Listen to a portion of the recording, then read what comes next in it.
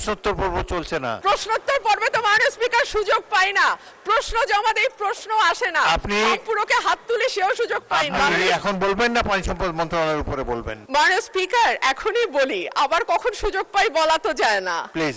মাননীয় স্পিকার এখানে তো আমার বলার কথা ছিল না, যাই হোক বলি। মাননীয় স্পিকার ঠিক আছে, পরে আপনার চয়েস মতো একটা সুযোগ দেব।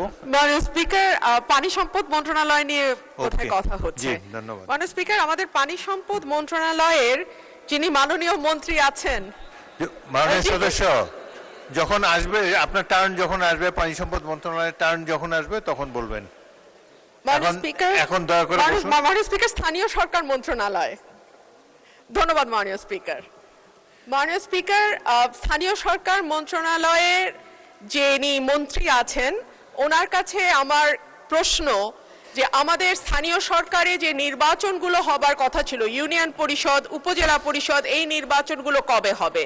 আমরা দেখেছি ইতিমধ্যেই প্রতিটি জেলায়। মাননীয় সদস্য এক মিনিট জেলা পরিষদে।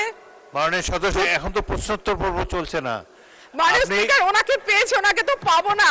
প্রশ্নোত্তর পর্বে তো মাননীয় স্পিকার সুযোগ পাই না, প্রশ্ন জমা দেই প্রশ্ন আসে না, পুরোকে হাত তুলে সেও সুযোগ পাই না। আপনি এই দাবির উপরে বক্তব্য রাখতে পারেন, কিন্তু তাহলে আর পানি সম্পদ মন্ত্রণালয়ের উপরে বক্তব্য রাখার সুযোগ পাবেন না। আপনি এখন বলবেন না পানি সম্পদ মন্ত্রণালয়ের উপরে বলবেন? মাননীয় স্পিকার এখনই বলি, আবার কখন সুযোগ পাই বলা তো যায় না। Please go ahead. আমরা জেলাগুলোতে দেখেছি জেলা প্রশাসক নিয়োগ করা হয়েছে। আপনার সময় 3 মিনিট। এবং প্রতিটি জেলা প্রশাসকই দলীয়ভাবে মনোনীত।